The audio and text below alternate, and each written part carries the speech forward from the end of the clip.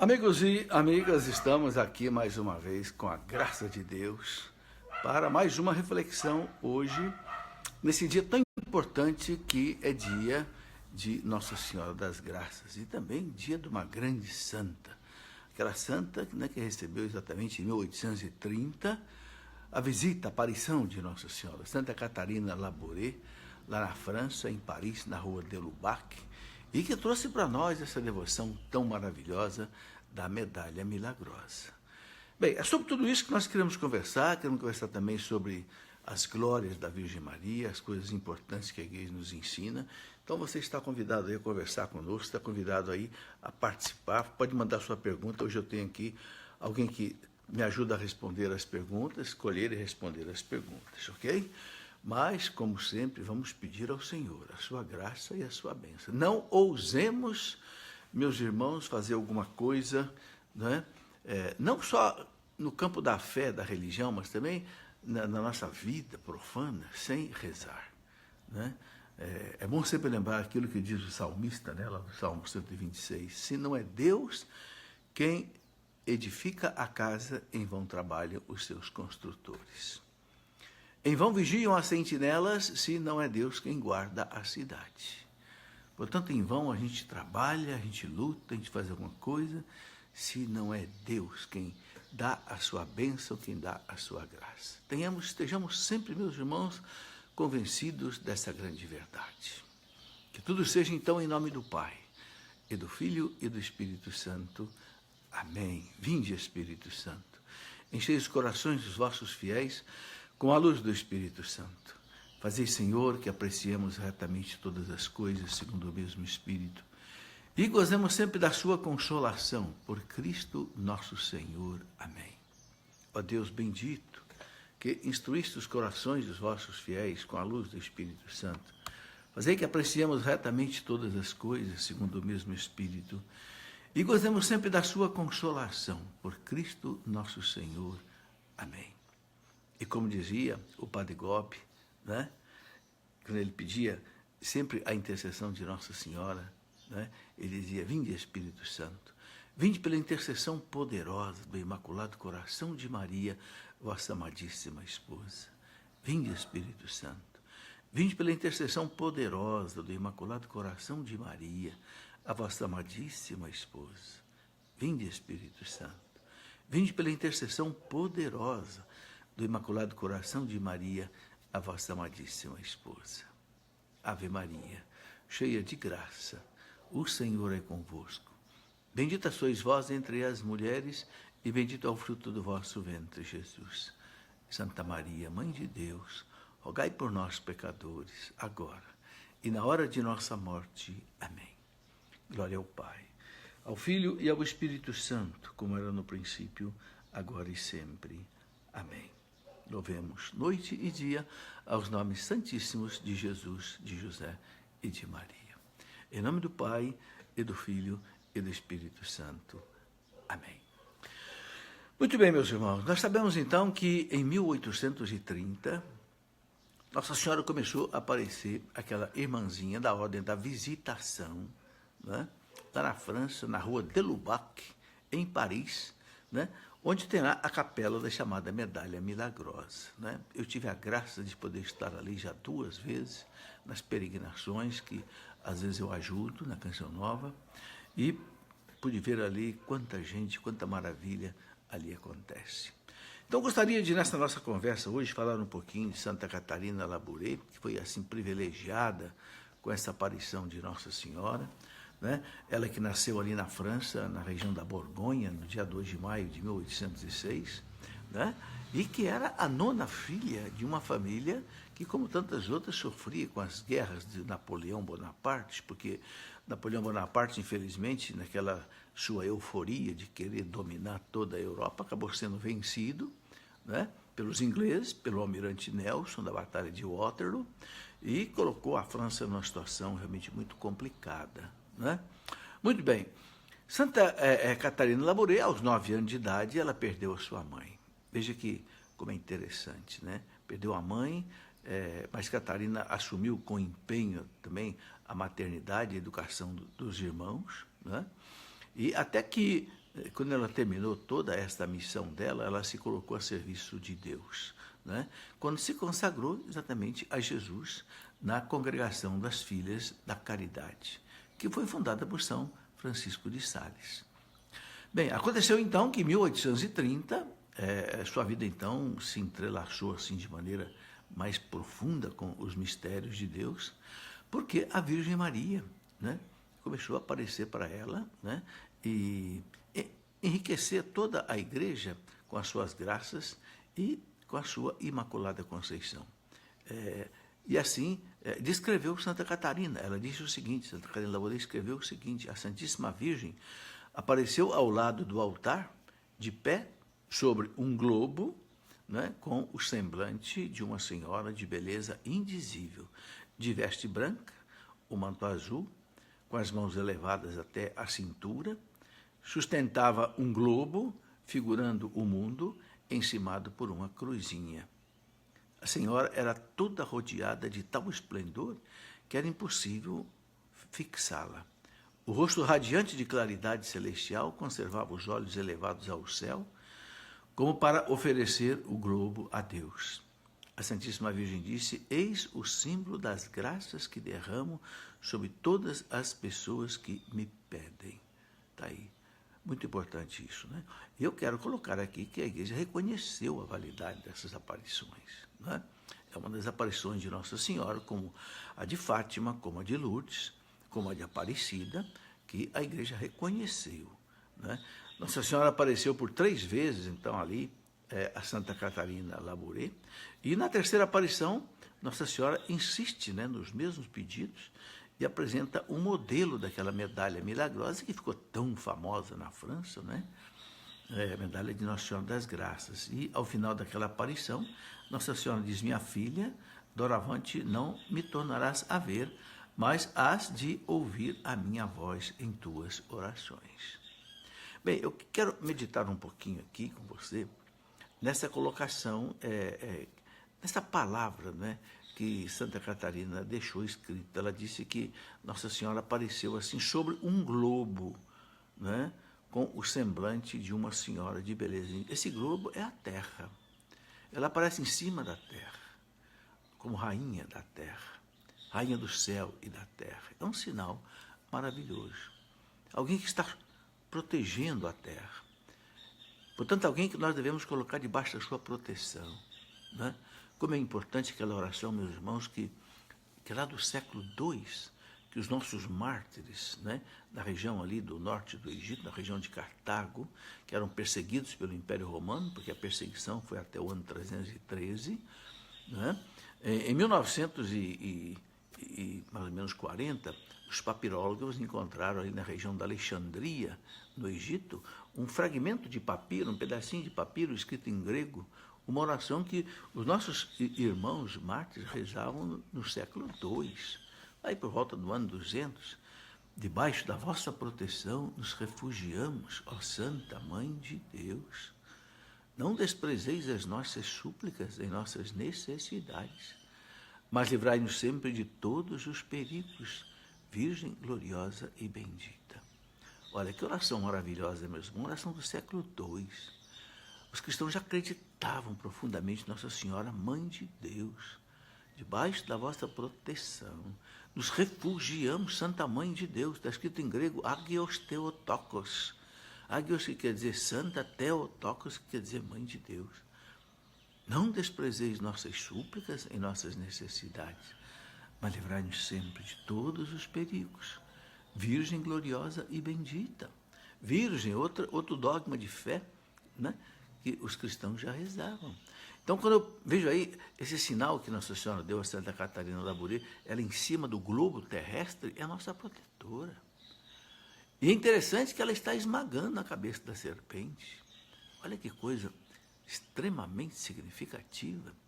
Lá no Gênesis 3,15, Deus tinha dito, né, à serpente, né, uma mulher vai esmagar a tua cabeça.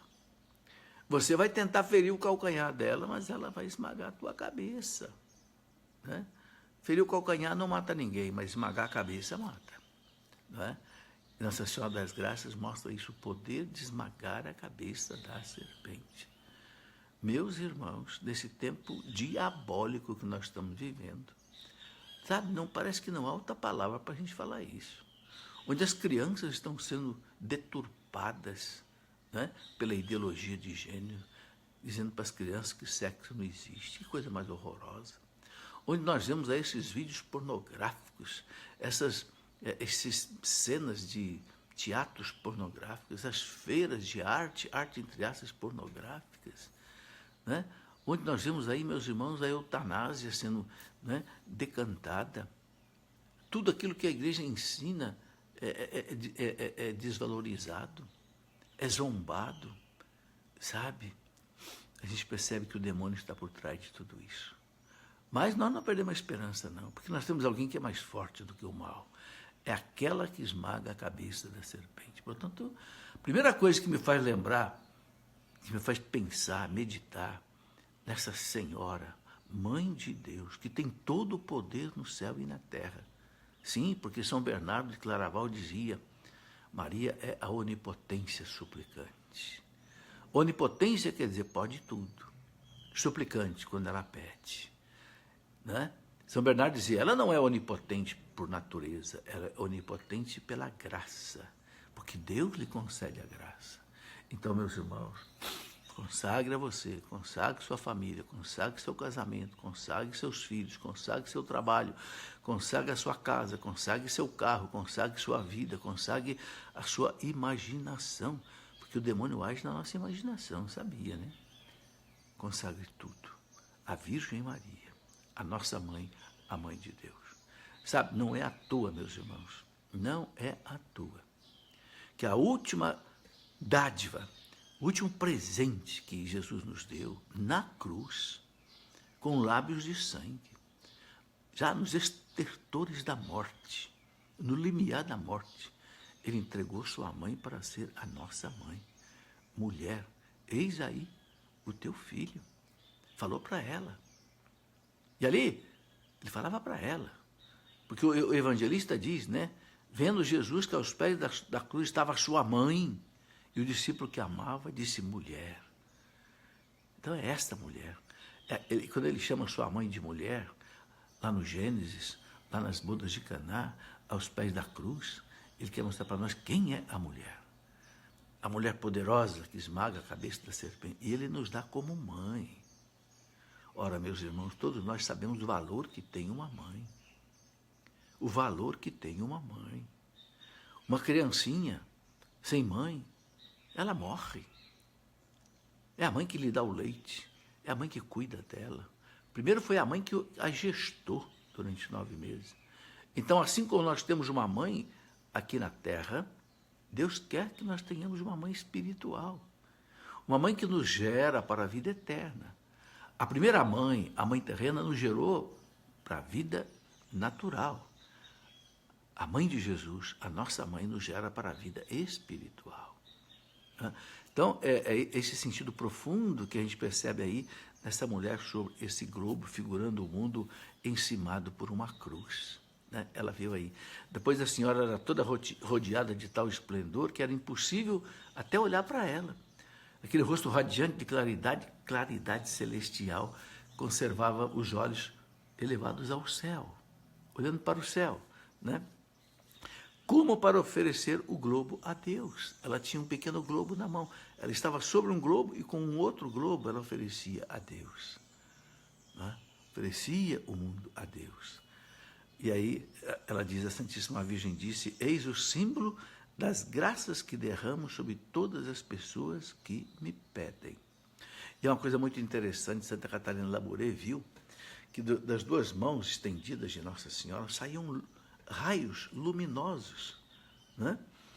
E Catarina perguntou para ela, e ela disse, são as graças que eu tenho continuamente para distribuir para a humanidade, mas as pessoas não vêm buscar. Não vêm buscar, é uma lei de Deus, meus irmãos, só pede quem recebe. Então só vai receber essas graças da Virgem Maria, que acredita, quem tem fé e quem nem pede. Quem não acredita, não tem fé e não pede, não vai ser nunca, não vai receber. Mas quem pedir com fé, vai receber. E Nossa Senhora fala uma coisa muito interessante.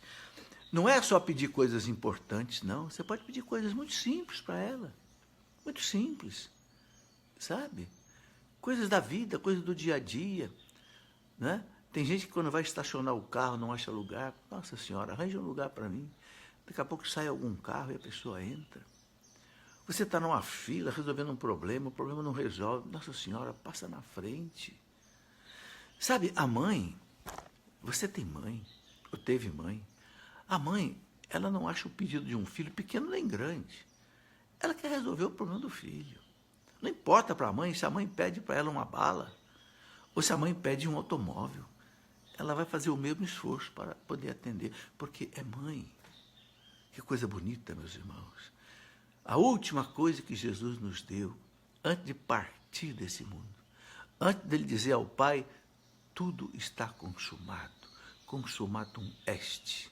Nas tuas mãos, Pai, eu entrego o meu espírito. Mas antes, ele entregou para nós a sua mãe. E a coisa impressionante que eu acho nessa passagem, primeiro que entregou para João, ela não tinha nenhum filho, ela não tinha mais o seu esposo José, então teve que entregar para João. É a prova inequívoca de que Nossa Senhora nunca teve outro filho, a não ser Jesus, né? E também aquilo que João diz, a partir daquele momento, o discípulo a levou para sua casa. E São João, meus irmãos, ele foi morar em Éfeso. Éfeso é hoje uma cidade da Turquia, onde lá no alto existe a casinha onde Nossa Senhora morou com São João. Eu já estive lá 3 vezes.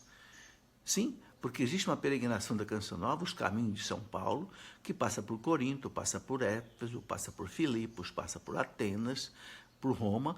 E lá em Éfeso, é impressionante, mesmo sendo um país muçulmano, lá em cima nós temos o santuáriozinho de Nossa Senhora, na casinha onde ela morou.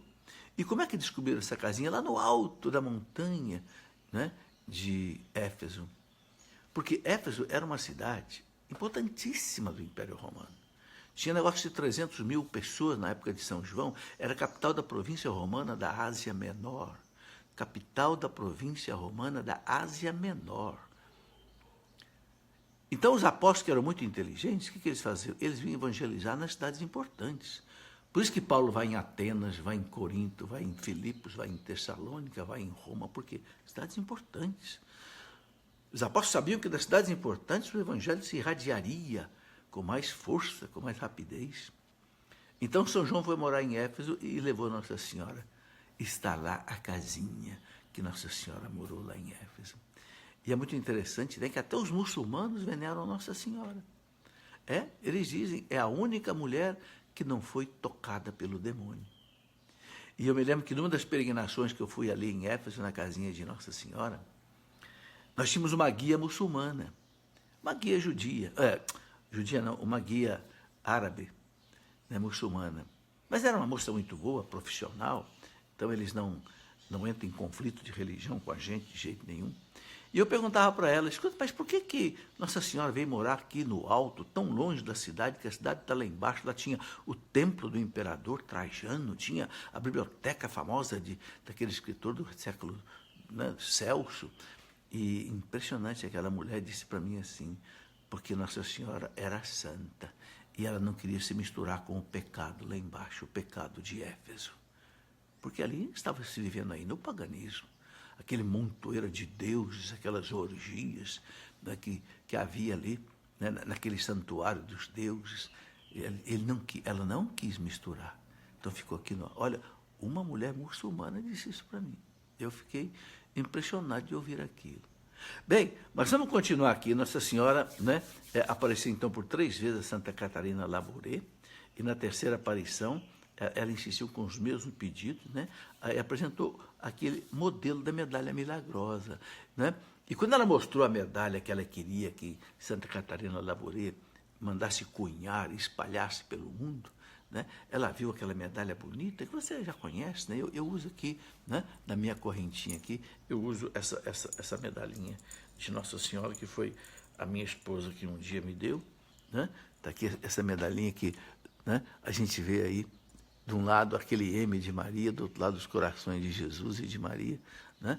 Muito bem, e ela viu essa medalha, e ela viu em volta da medalha, em letras de ouro, ela viu escrito em francês: ó Maria, concebida sem pecado, rogai por nós que recorremos a vós. Olha que pedido importante, meus irmãos. Ó Maria, ou seja, ó minha mãe, ó minha senhora, ó mãe de Deus, ó Maria. Sabemos quem é Maria. Concebida sem pecado. A senhora não tem pecado. Então a senhora pode se apresentar diante de Deus tranquilamente. Nós temos receio de apresentar diante de Deus. São Luís de Montfort dizia assim: por que eu quero fazer tudo por Maria, com Maria, em Maria e para Maria? Porque nós somos pecadores. Né? Mas ela não. Ela é imaculada. Ela pode se apresentar diante de Deus. É aquela comparação que a igreja faz com a rainha Esther, né? Que encantou o rei Assuero. E que quando, né, aquele homem Amã queria matar todo o povo judeu, né, foi ela, a rainha Esther, que encontrou graça diante do rei, né? Ela encontrou graça diante do rei pela sua beleza, pelo seu encanto, né? Então, o rei perguntou para ela: o que você quer, minha rainha? Pode pedir. Um homem apaixonado faz essas coisas, né? O que você quer? Eu vou te dar até metade do meu reino. Né? Ele ficou realmente apaixonado pela rainha Esther, né? E a rainha Esther então disse: oh, meu rei, se eu encontrei graça diante do Senhor, salva meu povo, livra meu povo da morte. Olha, meus irmãos, que paralelo impressionante que a igreja faz entre Esther e Maria, né? Eu tenho até um amigo que teve um filho, colocou o nome, uma filha, e colocou o nome da filha de Esther Maria, ou Maria Esther, porque Esther é uma assim, prefiguração de Maria, né? Ela chegou diante do rei Assuero, né? E o rei se encantou com a sua beleza. O pai se encantou com a beleza da Virgem Maria. E o anjo disse: você é cheia de graça, ave cheia de graça. Gratia plena, diz o latim, a única mulher que é plena de graça. Por quê? Porque é imaculada, porque não teve o pecado original, porque a morte do seu filho na cruz, que ainda ia acontecer, né? Diz o Papa, quando proclamou o dogma da Imaculada Conceição, 24 anos depois, né? De 1830, o Papa Pio IX disse: pelos méritos da morte do seu filho na cruz, a mãe foi preservada de toda a mancha do pecado original. Então, a beleza de Maria. Porque dizem os santos, meus irmãos, que não existe nada mais maravilhoso nesse mundo do que uma alma sem pecado. Por quê? Porque a alma, nossa alma, é criada à imagem e semelhança de Deus. O pecado enfeia a alma. Mas aquela alma que não tem pecado, ela encanta o coração de Deus. Então, o rei ficou apaixonado pela rainha Esther, o rei Assuero. E Deus ficou apaixonado por Maria, né? Ele olhou para a humildade da sua serva. Ela diz no seu Magnífica, né? E assim como, né, a rainha Esther pediu ao rei: se encontrei graça diante de ti, ó rei, livra meu povo da morte. Maria também, diante, né, da sua majestade santíssima, ela pede: se encontrei graça diante de ti, e encontrou mesmo, livra meu povo da morte. Mas não é a morte lá que Amã queria dar ao povo judeu. É a morte que o demônio quer nos dar. A morte de nos levar para a perdição, para o inferno. Sabe, meus irmãos, agarremos nas mãos dessa mãe. Eu vejo hoje tanta gente desesperada. Fiquei sabendo hoje, por exemplo, que um amigo meu, pouco mais novo que eu, se enforcou, desesperado, com os problemas da vida. Meu Deus, segure na mão de Nossa Senhora, segure na mão dessa mãe, que diante de Deus tudo pode. Ela nos sustentará com a sua força, com a sua graça, né? Ela sofreu aquelas 7 dores, ela sabe o que é a nossa dor, né? E ela sabe também interceder diante de Deus. Portanto, essa frase maravilhosa que, né, Catarina viu em torno da medalha, ó Maria, ó Maria, ó Mãe de Deus, ó Nossa Rainha, ó Onipotência suplicante, né? Rogai por nós que recorremos a vós, né? Então é muito importante não só repetir essa jaculatória, muitas vezes, sabe? Quando você estiver angustiado, desesperado, pega seu terço na mão, fica rodando pedrinha por pedrinha, cada pedrinha vai dizendo, ó Maria, concebida sem pecado, rogai por nós que recorremos a vós. Ou então reze o terço, a maravilha do rosário, em todas as aparições, meus irmãos, você sabe disso. A primeira coisa que Nossa Senhora pede é rezar o terço. Porque o terço não é mariocêntrico, o terço não é centrado em Maria, não, o terço é centrado em Jesus.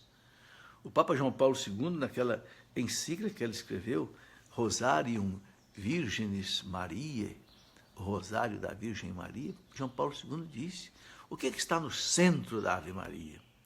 Que palavra está no centro da Ave Maria? É a palavra Jesus, não é? Ave Maria, cheia de graça, o Senhor é convosco. Bendita sois vós entre as mulheres, bendito é o fruto do vosso ventre, Jesus. É o ponto alto da Ave Maria, é Jesus. A Ave Maria, Jesus e a Santa Maria. Santa Maria, Mãe de Deus. Roga por nós, pecadores.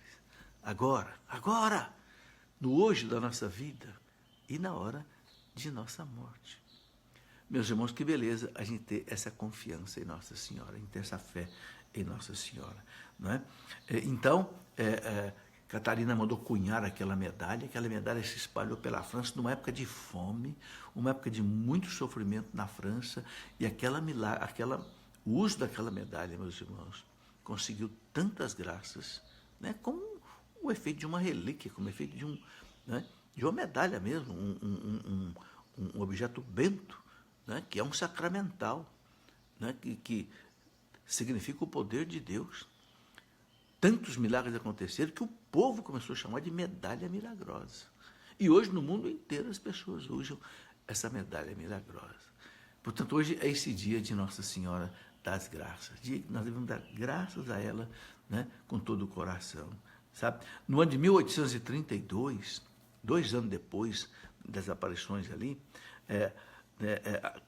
que a medalha de Nossa Senhora, né, que ela pediu, né? Então o Papa Pio XII, né, diante dessa medalha milagrosa, né, ele disse o seguinte: desde o primeiro momento, esta medalha foi instrumento de tão numerosos favores, tanto espirituais como temporais, de tantas curas, proteções e, sobretudo, conversões, que a voz unânime do povo a chamou desde logo de medalha milagrosa. Palavras do Papa Pio XII. O povo a chamou de medalha milagrosa. Então, meus irmãos, essa devoção nascida aí a partir da providência divina foi uma ação de Deus, ação pura de Deus.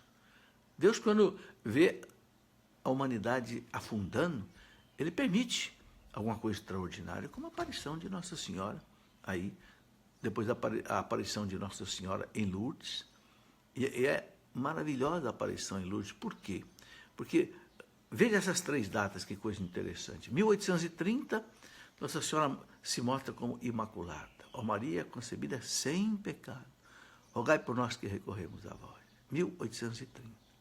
24 anos depois, 1854, Papa Pio IX proclama o dogma da Imaculada Conceição. Né? Maria concebida sem pecado original. 4 anos depois, 1858, Nossa Senhora aparece em Lourdes, né, para Bernadette Soubirous, né, e diz para ela: eu sou a Imaculada Conceição. Quando o padre quis saber o nome da senhora que estava aparecendo para ela, né, interessante, Bernadette era uma camponesazinha, né, e cuidava de ovelhas, né, era uma pastorinha. Ela tinha 10 anos de idade, não sabia nem o francês direito, falava um dialeto ali da região. Quando o padre quis saber qual é o nome dela, ela perguntou para Nossa Senhora, e Nossa Senhora disse: diga ao padre. Falou em francês para ela: Je suis l'Immaculée Conception. eu sou a Imaculada Conceição. Bernadette não entendeu. Então Bernadette foi andando de volta até a casa do padre, e para não esquecer, Bernadette foi repetindo essa palavra, de Jesuí l'Immaculée Conception, de Jesuí l'Immaculée Conception. Quando ela chegou na casa do padre, ela disse: padre, o nome da senhora que está aparecendo para mim, que o senhor quer saber o nome dela, é este, de Jesuí l'Immaculée Conception. O padre quase caiu das pernas, porque o padre sabia que 4 anos antes, diante de mais de 1 milhão de pessoas na Praça de São Pedro, diante de mais de 500 cardeais, bispos, arcebispos, etc., o Papa Pio IX tinha proclamado o dogma da Imaculada Conceição. Aquela menina não sabia nada disso. Ela não podia inventar nada disso. Resultado, né? Hoje existe lá na França, em Lourdes, a beleza do Santuário Mariano, onde milhares e milhares e milhões de pessoas vão todo ano. E ela fez nascer, inclusive, aquela água milagrosa ali, que tantas pessoas se banham naquela água e são curadas muitas vezes, né? Porque ali ela manifestou também o seu amor à humanidade. E assim vai manifestando em todos os lugares.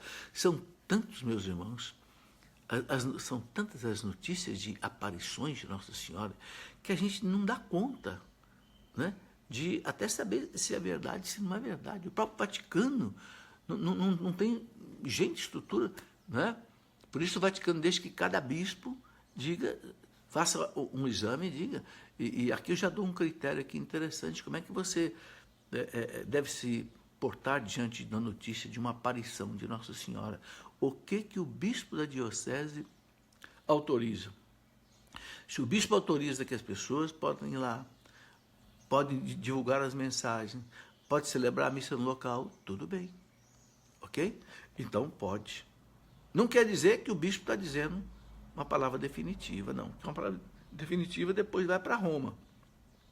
Mas o bispo autoriza ou não autoriza. Agora, se o bispo não autorizar, não vá. Mesmo que seja verdade. Mesmo que seja verdade. Sabe por quê? Porque Nossa Senhora não desobedece o bispo. Sabe? Porque ela sabe que o bispo é um apóstolo do seu filho. Mais cedo ou mais tarde, ela vai convencer, quem sabe, até o bispo ou outras pessoas encarregadas de poder mostrar a veracidade dos fatos. Bom, gostaria de colocar aqui ainda mais um dado interessante, né?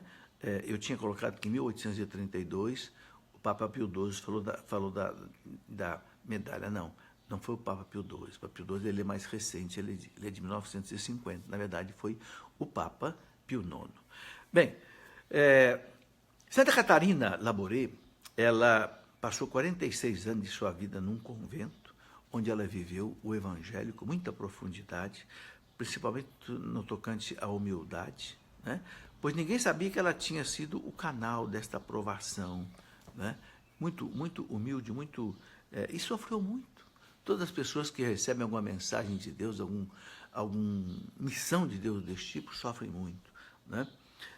Então ela viveu no seu silêncio, no escondimento, né? E ela acabou morrendo no dia 31 de dezembro de 1876, com 70 anos de idade, e ela foi beatificada em 1933, depois foi canonizada em 1947 pelo Papa Pio XII. Isso mostra para nós, né, a veracidade desses fatos, porque a igreja, quando vai canonizar um santo, a igreja faz muitas exigências, a gente sabe disso. E se a igreja chegou a canonizar, né, Santa Catarina Labouré, porque realmente ela foi santa. Bom, eu gostaria de aproveitar essa nossa reflexão aqui para colocar algumas coisas também sobre Nossa Senhora, né?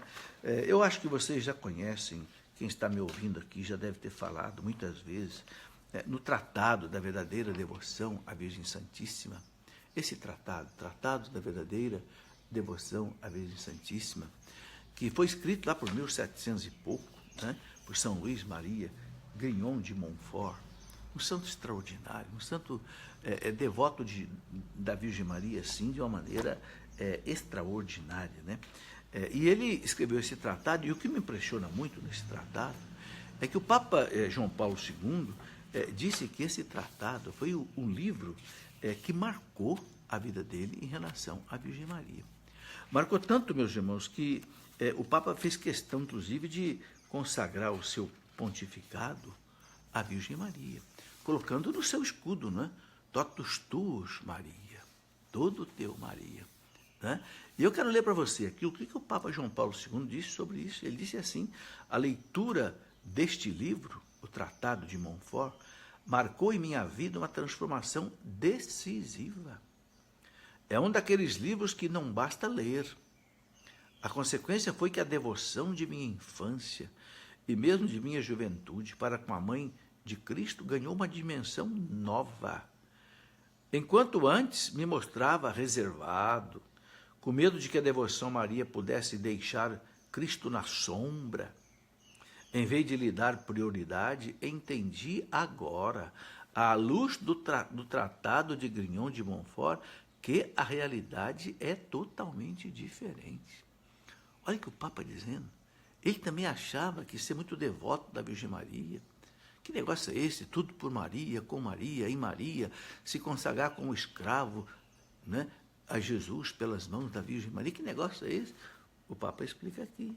Né? Ele fala, a devoção a Maria, que tomou assim uma forma determinada, continuou viva em mim.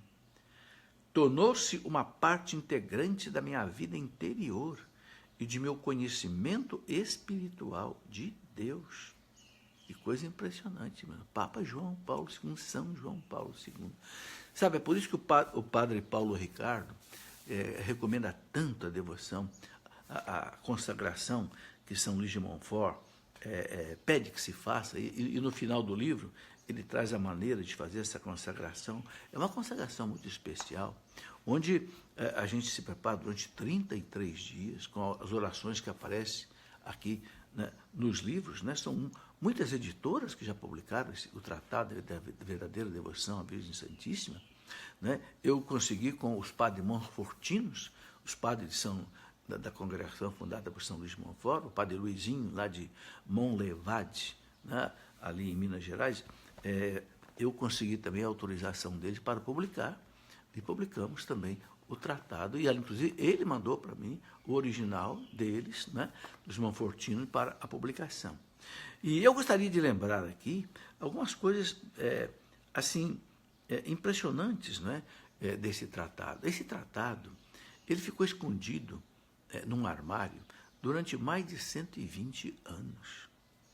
E São Luís de Montfort, quando escreveu, ele disse assim: vejo claramente no futuro animais frementes que se precipitam com furor para estraçalhar com os dentes diabólicos este pequeno escrito, e aquele de quem o Espírito Santo se serviu para escrevê-lo, ou para sepultá-lo, ao menos, no silêncio de um armário, a fim de que não venha à luz. Está lá no número 11 do tratado. Só que esse tratado veio à luz, meus irmãos. Né? Um dia, um padre, né, da congregação dos padres montfortinos, limpando lá um armário velho, cheio de cadernos antigos, ele encontrou, né, um caderno escrito à mão, né, e percebeu que era do fundador da congregação. Era o Tratado da Verdadeira Devoção à Virgem Santíssima, que então foi publicado. E veja, essa profecia de São Luís de Montfort se cumpriu. Né? São Luís morreu em 1716, mas somente em 1832, veja, mais de 100 anos depois, seu livro foi descoberto, por acaso, por um sacerdote da sua congregação em Saint-Laurent-sur-Sèvre, na França, então foi publicado. E é muito significativo também que São Luís, né, falecido há quase 3 séculos, né, ele só tenha sido canonizado em 1947, aqui no nosso século, pelo século XX, pelo Papa Pio XII. Né? Isso tudo mostra que esse tratado é para os nossos tempos. Padre Paulo Ricardo costuma dizer assim: o demônio escondeu esse tratado tanto tempo, por quase 120 anos. Então agora chegou a hora da gente fazer esse tratado ficar conhecido. Se ele enterrou esse tratado no armário, agora vamos tirar esse tratado do armário. Vamos fazer o povo conhecer esse tratado, fazer essa consagração, né? Porque é muito bonito, meus irmãos. É maravilhoso o que esse homem, São Luís de Montfort, ensina sobre a Virgem Maria. Eu queria aqui, né, ainda nesses minutos que nós temos dessa nossa conversa, eu queria mostrar para você algumas coisas maravilhosas que esse homem diz. Coisas realmente profundamente inspiradas. Uma das frases dele que jamais eu esqueci desde que eu li, ele diz assim, né, assim como o mar é a reunião de todas as águas, Maria é a reunião de todas as graças. Olha que coisa bonita. Ele compara Maria com o mar. Aliás, Maria e mar são duas palavras muito parecidas, né? Mar, Maria. Ele fala assim como o mar é a reunião de todas as águas da terra descem para o mar, pela força da gravidade. Então ele diz, assim todas as graças estão no coração de Maria. Por isso ele diz, ela é cheia de graça, gratia plena. Que coisa maravilhosa. Ele diz assim, né, quero até ler aqui para você, né, ele fala assim, aliás, logo no número 1 do tratado, a primeira coisa que ele escreve no tratado, número 1, ele diz assim, foi pela Santíssima Virgem Maria que Jesus Cristo veio ao mundo, e é também por ela que ele deve reinar no mundo. Olha, ele compara Maria com a aurora. A aurora vem antes do sol, né? Quando o dia começa a clarear é a aurora, mas você não está vendo o sol ainda. Ele vem vindo atrás. Então ele compara Maria com a aurora, vem na frente do sol, o sol que é Jesus, né? Ele fala, Jesus veio a primeira vez por Maria, no Natal. Esse Natal que nós vamos celebrar daqui a pouco. Estamos aí já às vésperas, né, nos preparando no advento, né? Então, é também por Maria que ele deve reinar no mundo. Se ela trouxe Jesus, é ela que vai fazer com que ele reine no mundo. E ele fala aqui uma coisa muito interessante, né?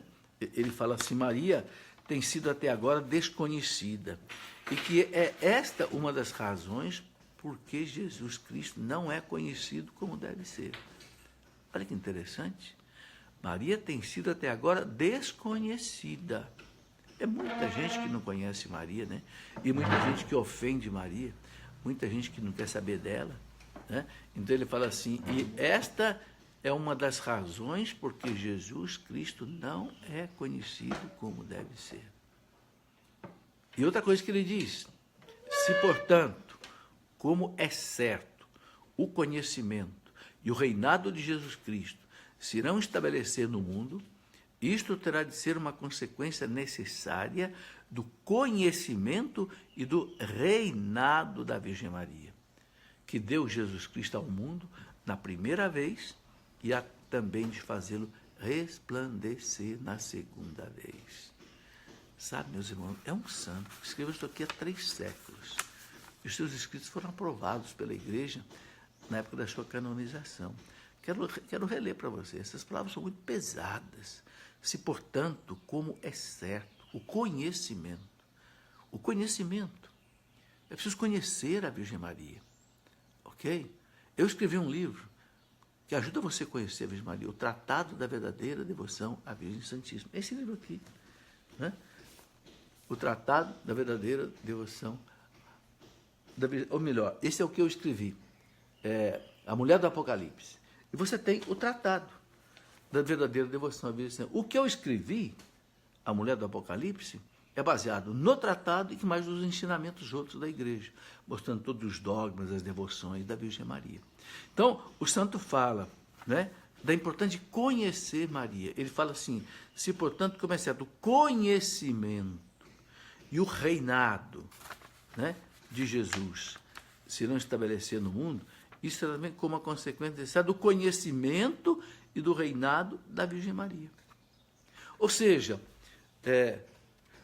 Jesus será conhecido, Jesus vai reinar quando Maria for conhecida e quando Maria reinar. Ela é rainha, a rainha. Nós rezamos na ladainha lauretana, rainha dos anjos, rogai por nós, rainha dos patriarcas, rogai por nós, rainha dos profetas, rogai por nós, rainha dos apóstolos, rogai por nós, rainha dos santos, rainha do céu e da terra. Nós rezamos a salve a rainha. Salve a rainha. Mãe de misericórdia.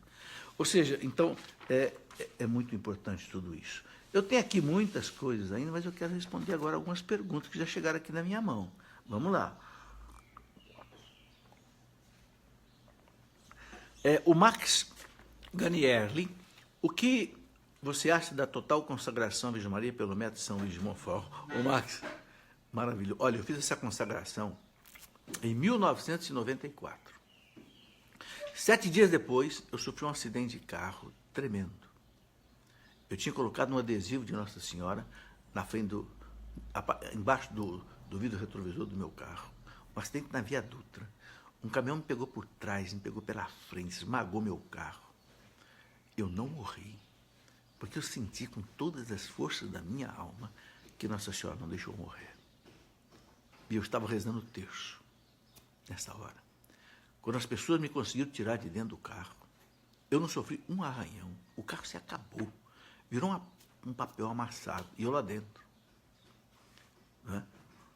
Um guarda perguntou para mim assim, como é que o senhor está vivo? Eu mostrei para ele a mão, o texto na minha mão. Fazia 7 dias que eu tinha acabado de escrever esse livro, A Mulher do Apocalipse. Eu tinha acabado de fazer a minha consagração a São Luís de Montfort. Portanto, faz 23 anos que eu fiz a minha consagração. Meus irmãos, eu senti que a minha vida mudou. Tudo que eu fiz depois disso, olha, eu criei uma editora católica, onde eu já publiquei mais de 100 livros. Trabalho na TV Canção Nova, na Rádio Canção Nova, dou formação, ando pelo Brasil inteiro. Não é isso uma obra de Maria na nossa vida? Eu não tenho dúvida. Então, se você pergunta, ô Marcos, o que eu acho da consagração pelo método de Maria? Veja, a consagração não é a Maria. É preciso entender isso. A consagração é a Jesus, pelas mãos da Virgem Maria. Eu quero ler uma coisa aqui que o São Luís de Montfort fala. Ele diz assim, nenhuma consagração, se não for feita a Jesus, tem eficácia. Então, a consagração é feita a Jesus, pelas mãos da Virgem Maria. Então, até quando a gente escreve a consagração por escrito, é consagração a Jesus. E é bonito, né? O Frei Galvão, quando fez a sua consagração, ele assinou com sangue. Eu assinei com tinta, ele assinou com sangue. Né? É muito interessante isso. Né? São Luís de Montfort diz assim, veja, Jesus Cristo, Salvador do mundo, verdadeiro Deus e verdadeiro homem. Caso contrário, seria uma devoção falsa e enganadora se a devoção, né, não tivesse voltada para Jesus. Sabe, os nossos irmãos protestantes pensam que a gente substitui a devoção a Jesus por Maria. Não. Jesus é o único pontífice, a única ponte que liga os homens a Deus. Maria atravessa a ponte. A mediação de Maria não é substitutiva, nem paralela, é subordinada, é por dentro da mediação de Jesus. Ela leva a Jesus. Jaime Martins, por que a fábrica de imagens não faz imagens com tamanho superior a 30 centímetros? Já adquiri de 30, mas queria de 50 ou 60. O Jaime faz sim, só que é preciso você encomendar. Nossa, eu tenho um presépio todo aqui na minha casa, que é de 60 centímetros de altura, foi todo ele feito essa fábrica de imagem, é a fábrica de imagem de um filho, né, que se chama Lucas, né? Eu vou dar o telefone dessa fábrica. O telefone é o prefixo 12 3153 1818. 3153 1818. Essa fábrica ia fechar, sabe? Uma fábrica que tinha mais de 60 anos, essa fábrica ia fechar. Um dia, eu fui lá comprar essas imagens do presépio que eu queria montar para meus netos ver. Está montado aqui em casa, ainda agora. Acabei de montar. Imagem de 60 centímetros. A senhora, a dona Zeli Gerard, né, que é uma libanesa, disse a mim, professor, essa fábrica vai fechar, tem 60 anos, porque meu marido morreu e eu não tenho condição de tocar. Ela tem mais de 70 anos. Né? O senhor não sabe quem possa adquirir essa fábrica e tal? Bem, eu levei lá para Canção Nova, não houve interesse para Canção Nova. Depois, um filho meu que voltou para a cidade aqui, eu entreguei pelo cartãozinho dela, acabou que ele adquiriu a fábrica, já tem aí uns 5, 6 anos. É a fábrica São Judas Tadeu. Tem mais de 500 tipos de imagens. Né? Eu fiquei muito feliz porque eu gosto muito de imagem. Imagem é abençoada pela igreja, desde o concílio, né, lá do ano de 789, concílio de Nicéia II, a igreja recomenda colocar as imagens nas casas, nos caminhos, nas roupas, etc, etc. Muito bem. Então, Jaime, tem mais sim, só que você precisa encomendar, não tem assim para pronta entrega. Maria Nila gostaria de comprar um livro que fale de todas as religiões, mas não lembro o nome. Pode me passar? É o tratado... desculpa, eu penso que você está falando do livro que eu escrevi sobre as falsas doutrinas, falsas religiões. Né? Chama Falsas Doutrinas, Falsos Profetas. Tá? É da editora Cleofas. Os nossos livros você encontra aí pelo site loja.cleofas.com.br. É esse daqui, ó, Falsas Doutrinas, ok? Falsos Profetas, tá? É esse livro da nossa editora Cleofas. Muito bem. Rosalie Acioli, estou me preparando para fazer a consagração pelo mestre São Luís de Montfort. A explicação sobre os valores meritórios, impetratórios e satisfatórios ficou um pouco confusa para mim. O senhor pode esclarecê-lo? Bom, um dia eu perguntei isso aqui ao padre Paulo Ricardo, que é entendedor profundo dessa consagração. Ele fala que o que nós temos que oferecer a Nossa Senhora são os nossos méritos. Né? Então, todas as boas ações que nós fazemos, orações, jejuns, esmola, nós temos mérito diante de Deus. Então, oferecer esses méritos à Virgem Maria não impede que você reze por uma pessoa, reze por a outra, não. Parece que você ofereça os méritos, né, os seus pedidos à Virgem Maria, que ela leve a Jesus. Então, ele ensina, por exemplo, o seguinte: você vai comungar. Então, ele fala, nós não somos dignos de receber Jesus. Até que a gente fala, né?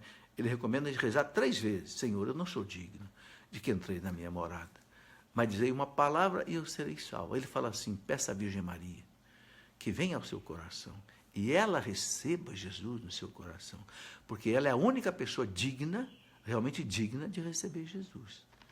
E aí você peça a ela que interceda por você na sua comunhão. Sabe, lendo o livro do tratado, a gente vai entender isso aqui com mais clareza. É fazer tudo, ele diz, por Maria, com Maria, em Maria e para Maria. Para fazer tudo por Jesus, porque a consagração é a Jesus.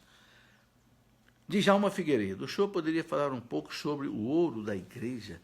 Os protestantes usam muito disso para atacar a igreja católica. Ô, Djalma, eu gostaria que você, se pudesse ler o livro da história da igreja, que eu escrevi uma coleção de história da igreja de 3 livros. Ali eu explico essas coisas com um detalhe que aqui, nosso tempo já está se esgotando, é difícil. Agora, eu queria só lembrar uma coisa. A igreja, quando caiu o Império Romano, foi a única instituição que ficou de pé no mundo, porque os bárbaros tomaram conta de tudo.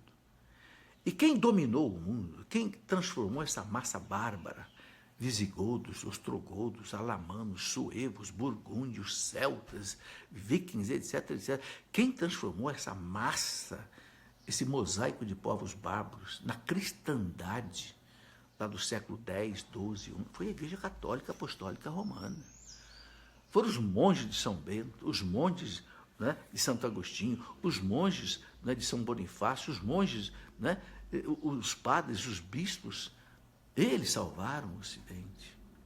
Então, o que acontecia? Muita gente doava para a igreja territórios e mais territórios ao Papa. Então, surgiu o Estado Pontifício, na época do imperador Carlos Magno, por volta do ano 800, que tinha 40 mil quilômetros quadrados.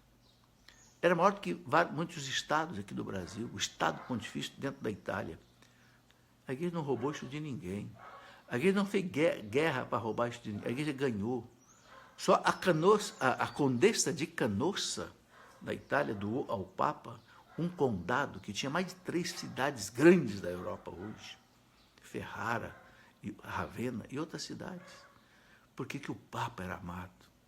Eles diziam, é bom viver à sombra do báculo. 40 mil quilômetros quadrados. Só que em 1870, quando houve a guerra de unificação da Itália, tudo isso foi roubado da igreja.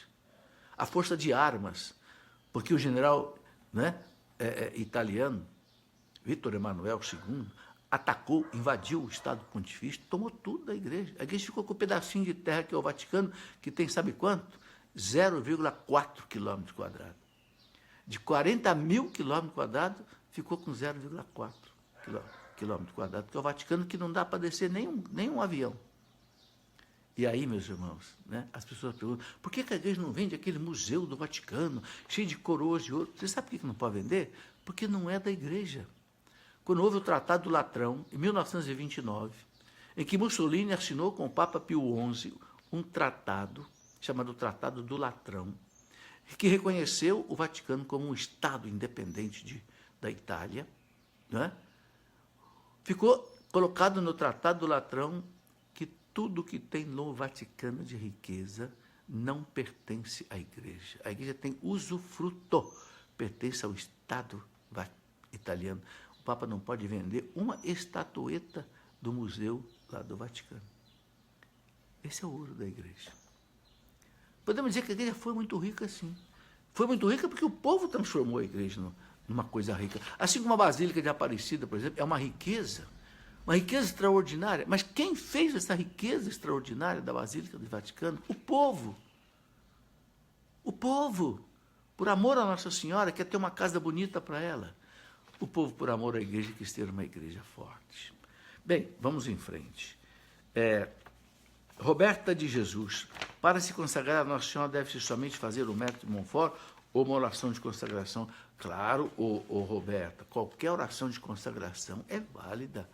Nós cantamos, ó minha Senhora, e também a minha, claro, belíssimo. Só que a consagração, né, de Nossa Senhora pelo método de São Luís é uma consagração assim, mais profunda, com 33 dias de preparação, onde todo dia você reza a ladainha de Nossa Senhora, reza outras coisas, entendeu? Então, e você escreve com o próprio punho uma consagração longa que São Luís de Montfort apresenta, assina, entende? É uma coisa assim mais, vamos dizer, mais profunda, mais solene. Mas, claro, qualquer consagração tem seu valor. Cláudia Cristina, quem esmaga a cabeça da serpente, com referência ao gênero, é Cristo ou Nossa Senhora? A semente é Cristo que esmaga a cabeça da serpente, mas quem é que trouxe Cristo? A Virgem Maria. É um simbolismo, né? Agora, meus irmãos, o demônio foge de Maria, não tenha dúvida. Os exorcistas dizem que o demônio tem pavor da Virgem Maria, né?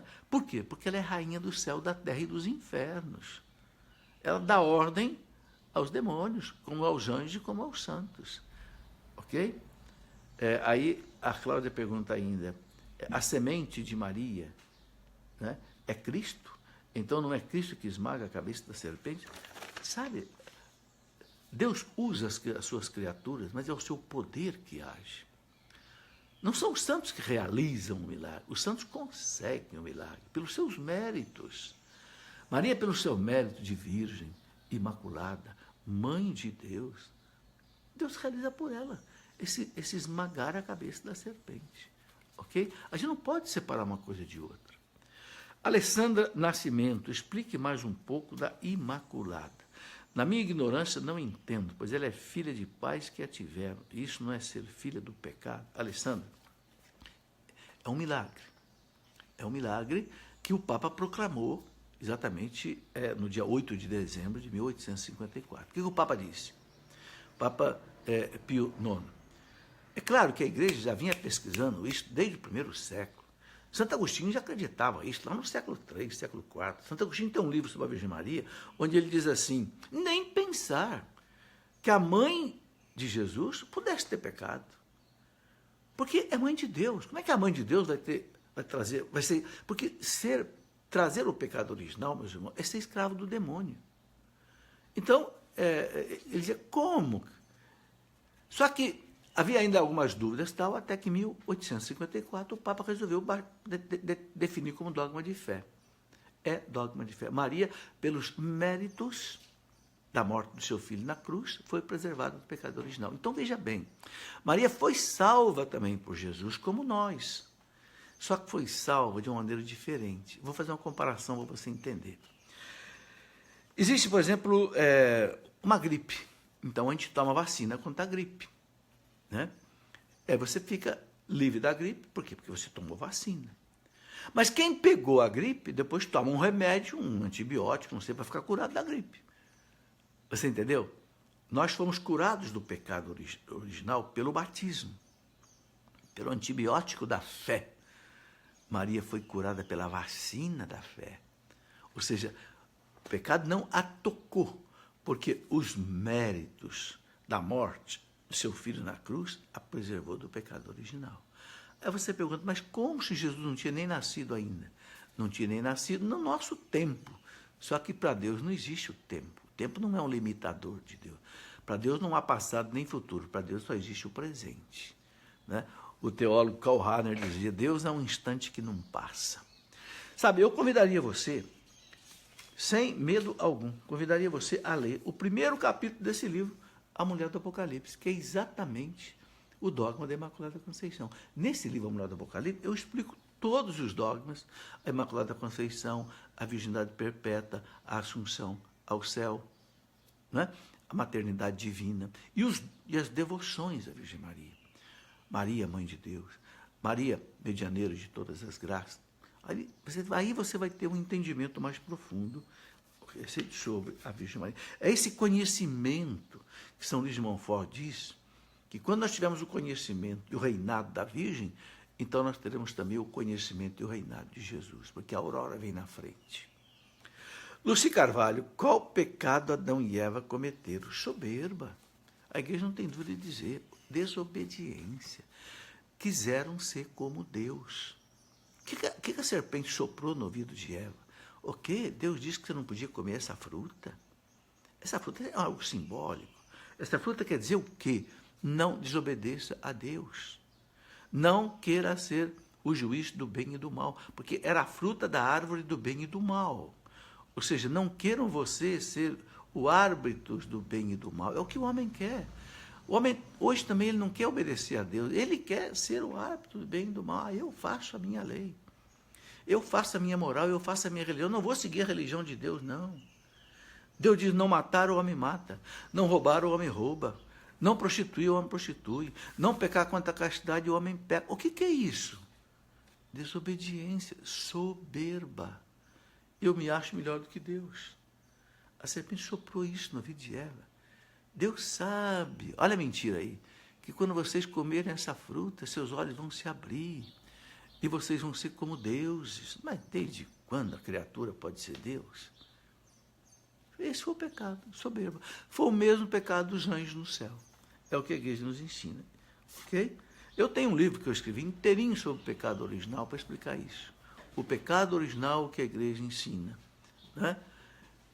Sabe, ali a gente entende com profundidade qual é o pecado. Está aqui. O pecado original. Né? Está aqui. O que a igreja ensina. É muito importante conhecer essas coisas. Adriana Cremonese. Como devemos rezar na oração da consagração? Como coisa e propriedade vossa ou como filho e consagrados vós? Adriana, o Papa que escreveu essa oração, se não me engano, o Papa Pio X, ou o Papa Pio, ele colocou como coisa e propriedade vossa. Só que coisa, na teologia, não quer dizer simplesmente uma coisa material. Coisa na teologia, que em latim quer dizer res, é tudo. As criaturas são chamadas de coisas. Ou seja, criaturas. Então, quando a gente fala como coisa e propriedade vossa, não tem o sentido de um objeto material, não. Como coisa, um ser amado de Deus. Sabe, por respeito ao Papa, que colocou a palavra coisa, eu rezo coisa, mas entendendo que eu sou um filho. Se alguém prefere rezar como filho e propriedade vossa, eu não vou dizer que está errado, não.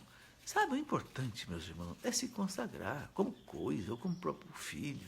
O importante é você estar no coração de Nossa Senhora. Isso daí é que é o mais importante. Olha, meus irmãos, já passamos das 5 horas, né? Que coisa boa, graças a Deus. Muita gente nos acompanhou aí. Eu agradeço a você que esteve conosco até agora, né? Deus seja louvado. Esses livros todos que eu mostrei, as pessoas que quiserem adquirir, estude, conheça Nossa Senhora. São Luís de Montfort diz, Jesus será conhecido e vai reinar quando Maria for conhecida e reinar. Ok? Então conheça Maria e ponha ela como rainha da sua vida. E eu quero pedir a Nossa Senhora das graças, com as suas mãos estendidas sobre nós, né? Tinha alguns raios ali que Bernadette, Catarina Labouré percebeu que alguns raios estavam meio apagados, daqueles que saíam da mãe da Virgem Maria. Então, Catarina perguntou para ela: ô Nossa Senhora, por que tem alguns raios aí que estão apagados, estão escuros? Ela disse: sabe o que são esses raios? São as graças que eu trago para distribuir, mas que ninguém vem receber. Então, morre. Por isso que estão escuros. É um simbolismo. Então, meus irmãos, nós queremos receber todas as graças que Maria tem para nós hoje. Hoje é o dia, né, que pela intercessão de Santa Catarina Labouré, nós queremos pedir a Nossa Senhora das Graças que derrame abundante graça sobre cada um de nós, sobre a sua família, sobre o seu casamento, sobre a sua vida espiritual, sobre a sua caminhada na igreja. Enfim, tudo aquilo que você precisa, né? Com amor, com devoção. Se consagra a ela neste dia. E vamos terminar dizendo: ó minha Senhora e minha Mãe, eu me consagro a vós. E em prova da minha devoção para convosco, eu vos consagro meus olhos, meus ouvidos, minha boca, meu coração, minha mente, minha vida, minha alma, tudo que eu sou, tudo que eu tenho, tudo que eu faço, minha inteligência, minha liberdade, minha vontade, minha consciência, meu inconsciente, minha memória, meu intelecto, né?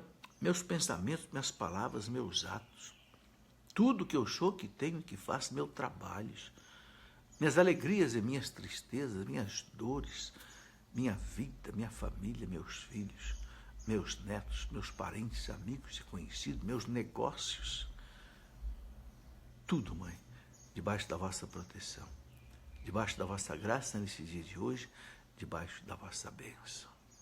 Ave Maria, cheia de graça, o Senhor é convosco. Bendita sois vós entre as mulheres, e bendito é o fruto do vosso ventre, Jesus. Santa Maria, Mãe de Deus, rogai por nós, pecadores, agora e na hora de nossa morte. Amém. Nossa Senhora das Graças, rogai por nós. Ó Maria, concebida sem pecado, rogai por nós que recorremos a vós.